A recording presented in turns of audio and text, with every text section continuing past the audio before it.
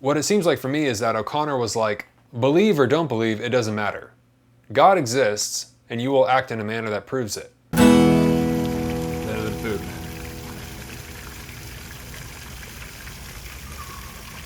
Good afternoon, everyone. Welcome to Better Than Food Book Reviews. I'm your host, Clifford Lee Sargent. Great to see you as always. Hope you're doing well. That was like the best take I got. Get that coffee. Delicious. Awesome. How's it going? Oh man, today I got something good for you. Real good. Look, I shaved. I haven't done that since, like, I guess that means the pandemic's over. I haven't done it. I don't think I shaved throughout the entire pandemic because why? Today is a Southern Gothic masterpiece, Wise Blood, by the American author Flannery O'Connor, published in 1952. Oh my goodness, what? This book, just go buy it. Review over. Flannery O'Connor was originally from Savannah, Georgia, which I just visited recently. Beautiful city, absolutely stunning. I mean, one of the top 3 cities in the nation for me, and I've been to a lot of them. Unbelievably gorgeous place. Friendly people. Savannah is one of my favorite cities in America. Absolutely incredible. The southern live oaks with the Spanish moss, the structure of downtown, it's built for walking, the cobblestones near the riverfront. I mean, the Jasmine, the Bonaventure Cemetery, Forsyth Park and its fountain, the riverfront, the fact that if you go into a restaurant and you order a beer or a glass of wine or whatever beverage of your choice, you can just walk out the door with it and you can go stroll around just drinking and viewing the scenery. It's marvelous. A very beautiful, beautiful, dark and haunted city. Only been once. I'd live there if I could. But yeah, that's her old house downtown in the intro. That's her childhood home. Flannery O'Connor is without a doubt the city's most famous author. One of the most famous from Georgia, period. I've got kind of a Georgia Southern Gothic author streak going here this summer. Figured I'd do Carson McCullers' A Heart as a Lonely Hunter soon on my wife's recommendation. And another one from Harry Crews. We'll see. So I read Wise Blood in my early 20s. I might have been 19, 20, 21. And I brushed it off, not understanding it in the slightest. I couldn't help but have the feeling that, I just did not get it. And that feeling never left me right up until reading it this time. And I was so kind of thrilled to revisit it and finally get what was so mysterious about it to me the first read. I reviewed A Good Man Is Hard to Find, the famous short story by Flannery O'Connor a few years ago. This is the trouble with time. You're like, oh, I reviewed something of hers not too long ago, and it was like 5 years, and you're like, oh my God, Jesus, where's the time going? But yeah, initially I deemed it fairly mediocre. And of course, later, after a decade, I reread the first paragraph and immediately discover upon doing so, upon reading the author's pithy introduction, in fact, that I was most certainly the mediocrity. It was my unworthy intellect at the time of reading it that didn't perceive the book's immense depth. For Flannery O'Connor, if she's anything, is a challenge. She is smart, man. That woman really she is astoundingly good. Today's episode is sponsored by the Ridge Wallet. These things are awesome. They are light, sleek, industrial, beautiful little pieces of minimalist design, holds up to 12 cards plus room for cash on the back, while remaining as slim as possible. This is a Mojave tan model. Really nice, very clean. The durable material means that each wallet comes with a lifetime warranty. You could buy this one wallet and carry it for life. But if you miss the leather, they come in that too. This is the oil-waxed, full-grain brown leather model. You should also check out their bundles, such as their orange base camp model with the matching key case. It securely holds up to 6 keys and prevents your keys from jingling. There's also a key case bundle with the stonewashed titanium model as well. Get up to 30% off when you buy your wallet and key case together. They also come with these cool aluminum coin trays, which you can insert in your wallet if you want to carry around some change. They have over 3 million customers and over 80,000 5-star reviews. Wow. In fact, the Ridge team is so confident you'll like it, they'll let you test drive it for 99 days. You can send it back for a full refund if you don't love it. Get 10% off your order today with free worldwide shipping and returns by going to ridge.com/betterthanfood and using the discount code betterthanfood. The link is below. Thanks a bunch. The Southern Gothic thing, the Southern thing, she's always been compared to Faulkner, right? But actually, she reminds me a lot of Miss Lonely Hearts by Nathaniel West. Easily one of the greatest novels I've read, more of a novella, very short, and one with similar themes. So this is like Miss Lonely Hearts meets Night of the Hunter with Robert Mitchum. No, you've seen that one, the black and white film with the love, hate on the knuckles and the preacher outfit with the big black hat. It's great. Classic. Quiet, sinister sentences laced with poison, all about small-town Southern Gothic sinning. But there's also a kind of charming, simple humor to the whole thing. Just simple, like straightforward humor. Almost slapstick. Not quite, but close. Before she became a renowned writer, she was actually an aspiring cartoonist. You can look up her work, actually. I think they published a book of her cartoons. So yeah, I reviewed the short story A Good Man is Hard to Find, brilliant, years ago. This is the wonderful and horrible thing about doing this show. You think, oh yeah, I should review more Flannery O'Connor. It hasn't been too long since I did that last one. And then you realize it was half a decade ago. If you've never read Flannery O'Connor before, that one is a terrific introduction. And one of her most famous, for sure. It's a hell of a story. I'll link to it in the description. It's a short story about a family who crashed their car on the side of the road. Nobody's hurt, but they come across a fellow who stops, named the Misfit. And he's a nihilistic criminal who's on the lam with his cronies. It's really something. Contains the famous line, "She would have been a good woman if there had been someone there to shoot her every day of her life." Good God, what a line. Holy shit. It's so dark. But Wise Blood, one of her 2 novels, probably, aside from the aforementioned short story, is the culmination of her genius, her masterpiece. It's the story of a young man named Hazel Motes that takes place in the 50s, I assume. Actually, it might take place in the 40s. He is dressed like a preacher when we first meet him. He has a large, black, wide-rimmed hat in a blue suit, presumably returning from a war to his small southern hometown. Immediately when we meet him on the train, he's described with this intensity behind his eyes, like he's on the way to murder someone or fulfill some mission, right? Something big. And he is, but he doesn't know quite how to do it yet. Turns out he is on his way to murder someone in a manner of speaking. And that person is Jesus inside him, and inside every other person he talks to. He is intent on annihilating any trace of Jesus, any trace of God left within himself. He wants to convince himself, I mean really wants to convince himself, that he is truly free of Christ by convincing others that they are, to the point where he decides to start and begins preaching about his Church of Christ without Christ. Yes. When he arrives in this town, a parasitic simpleton named Enoch Emery kind of latches onto him after meeting him in the street. There's something charismatic about him, and Enoch is sort of like, he's a lonely kid. He's been in town for not too long, and he's just looking for friends. He's a kind of woefully idiotic 18-year-old kid who spends his free time as a hackneyed peeping Tom and a lost sheep. Some folks just have something like off about them, and Enoch has got something off. He's difficult to describe, actually. He's definitely the novel's comic relief. He's a very weird kid. It is true, however, in kind of a heartbreaking way, that he is, at the end of the day, he's just a poor dumb kid trying to make friends. He's super lonely, he was abandoned by his family, and he sincerely just wants to be part of society, to have friends and be respected. But he just doesn't know how. And his attempts are failures, to say the least. The 2 of their journeys are sort of parallel, then intersect occasionally. Motes can't stand him, understandably. It's interesting to compare these 2 characters. Hazel Motes is contemptuous of society and wishes only to give it his atheistic truth. Enoch Emery is enamored with society and thinks he'll be happy if he can just somehow fit in. But both of their parallels feel like parables, right? Hazel becomes obsessed with a blind preacher, who he is told blinded himself with lime as a sacrifice for his faith. He's shown a newspaper clipping that states the preacher was planning on doing it. And the preacher's daughter is kind of a homely Jezebel who is trying to catch a man and has set her sights on Hazel Motes. Motes, the false prophet. Except that's not necessarily true. And that's where things get really interesting. Hazel Motes is not the false prophet. Hazel Motes is actually the true prophet. It's everybody else, or all the other prophets, he comes into contact with in the novel who are false. There's 3 of them. One is the blind preacher. The other is Schotz, who's the guy who tries to steal Motes' shtick for personal gain, for making money. And the guy that Schotz hires. Hazel Motes turns out to be truly sincere in a way that nobody else is, but in a way that is so dark and kind of repulsive and horrifying, it's right up there with the saints, right?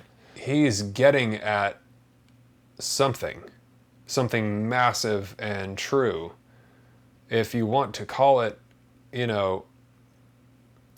God or sincere religious devotion, I don't know what it is, but it's something that many of us sense that comes from inside mankind and is only visible in certain moments. Sometimes it's art, but sometimes it's other things. But it's not pretty, right? This truth that he's getting at. I don't know what you would call it. It's kind of unspeakable, which is why he's often very quiet. We'll get into this more. Meanwhile, Enoch has become unconsciously obsessed with what appears to be the replacement for his lack of religious worship. An icon of sorts. A dead man. A mummy inside a local museum. A shrunken man. He looks kind of like a doll.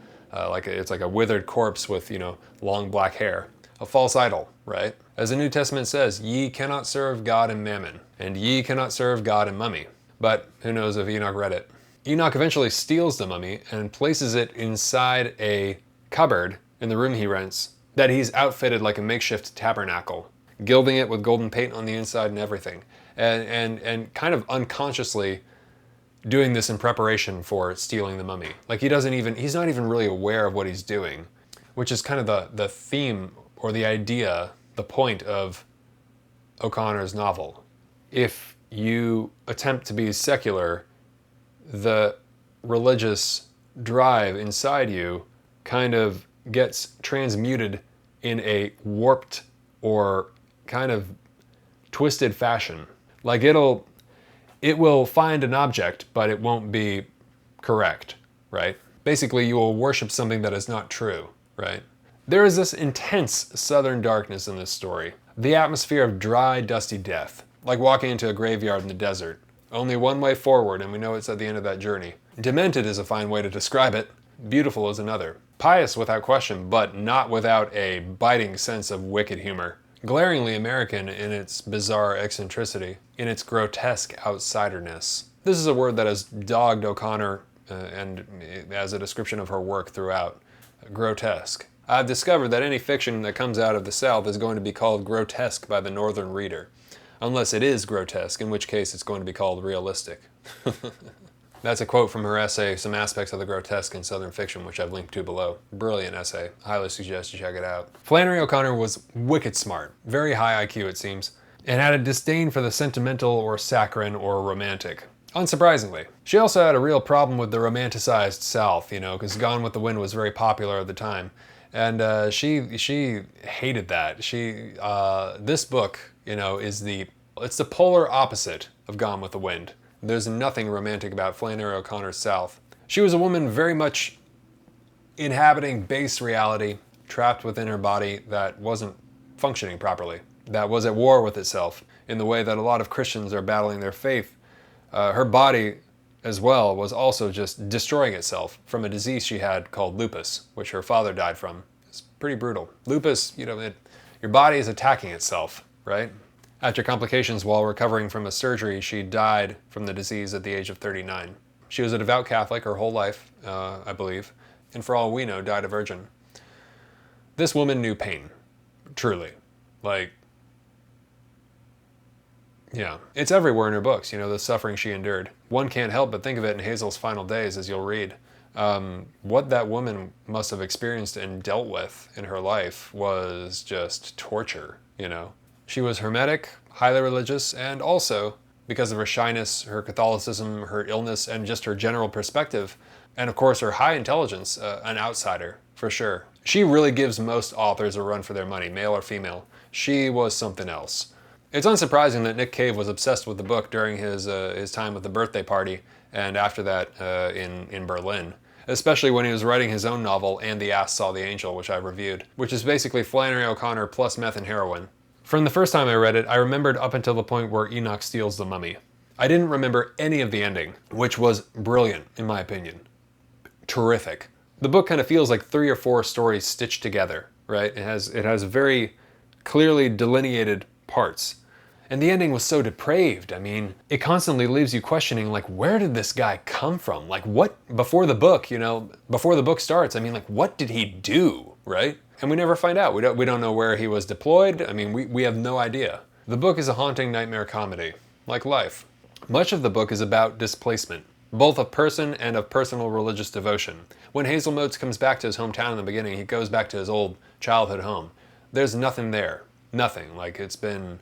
It's fallen to pieces. There's no sign of life. Here's another line from that essay of hers. I think it is safe to say that while the South is hardly Christ-centered, it is most certainly Christ-haunted.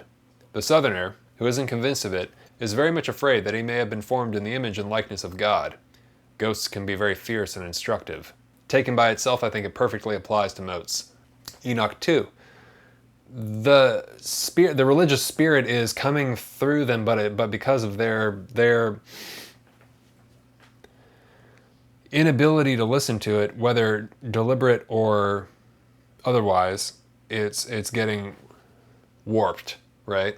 John Huston adapted this into a film with Brad Dourif as Hazel Motes, and the late and truly wonderful Harry Dean Stanton as the blind preacher, Asa Hawks. I scrubbed through it on YouTube. Not a good adaptation. It stays true to the book, but deflates any power in the lines. Turns it into kind of a screwball comedy of sorts. It doesn't take itself or the book seriously. And this book, in my opinion, is impossible not to take seriously. This is a horrifying depiction of the religious spirit inherent in mankind, and the warped paths it takes when it doesn't have a proper outlet or object. What it seems like for me is that O'Connor was like, believe or don't believe, it doesn't matter. God exists, and you will act in a manner that proves it. That's intense. That's such a wonderfully interesting place to start a novel. This is actually a very powerful argument because indeed, it does seem like there is absolutely, almost like indisputably, something inside us that could be called religious. And it does find ways of manifesting itself, even without Christianity or organized religion. So this is a story about that kind of spirit misplaced, displaced, right? Whether intentionally, in the case of Hazel Motes, or mistakenly, as in the case of Enoch Emery. It's a story about that kind of spirit misplaced, displaced, and expressed as aberration, as sickness, when a person is lost, or when a person deliberately attempts to stifle it or eliminate it, as in the case with Hazel Motes. It's also interesting and humorous to note that try as he furiously may, Enoch just can't get a woman, and try as he furiously may, Hazel Motes just cannot get rid of them. And Enoch is jealous of him in the beginning. Because Enoch is just going blah, blah, blah, blah, blah, blah, telling him his life story, and Hazel is just trying to get away from him. And Enoch is trying to prove himself worthy to Motes. He's trying to make him like him. And he tries to ditch Enoch, and it hurts his feelings. And Enoch says, "You act like you think you got wiser blood than anybody else," he said. "But you ain't. I'm the one has it. Not you. Me." It's great. But he's wrong. He's referring to the mummy when he says this. It's quite telling. Hazel Motes does know something. He does have wise blood. But what he knows is incommunicable and seems so vast and horrible, so dark and unflinching that if he were to ever put it into words, it would destroy the hearts and minds of mankind. And it has something to do with suffering, pain, death, and God. As he says in the book to his landlady, Mrs. Flood, when she catches him walking with rocks in his shoes, like as penance, she freaks out, understandably. This is near the end. "Mr. Motes," she said that day, when he was in her kitchen eating his dinner, "what do you walk on rocks for?"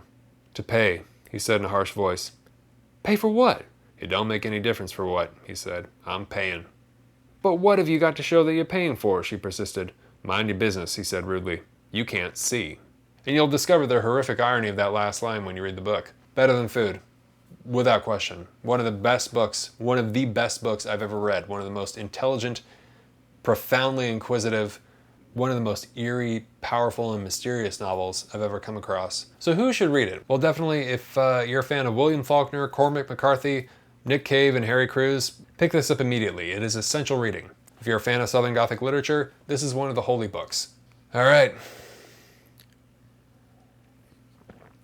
Coffee time. For those of you who are new, thank you very much for stopping by and watching. And take all of the names of the patrons on Patreon who have donated $5 more per video to the show. I place their names in this mason jar, and for every review I do, I pull out a name, and whoever's name I pull out is sent a hard copy of the book I'm reviewing, plus a bag of coffee, roasted by yours truly. And the coffee is delicious, currently from Sumatra.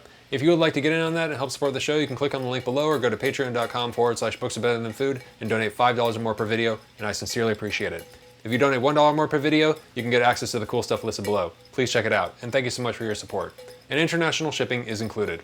Thank you very much to my patrons, and best of luck. Okay, here we go. Tristan C. Thank you very much, Tristan. Really appreciate it. You're going to receive Wise Blood by Flannery O'Connor, plus a bag of coffee, roasted by yours truly, and I hope you love both. Cheers. Please subscribe if you have not already, and hit the thumbs up if you enjoy this. And always remember, die reading. All right, take care of yourselves. Have a great night. Talk to you soon. Ciao.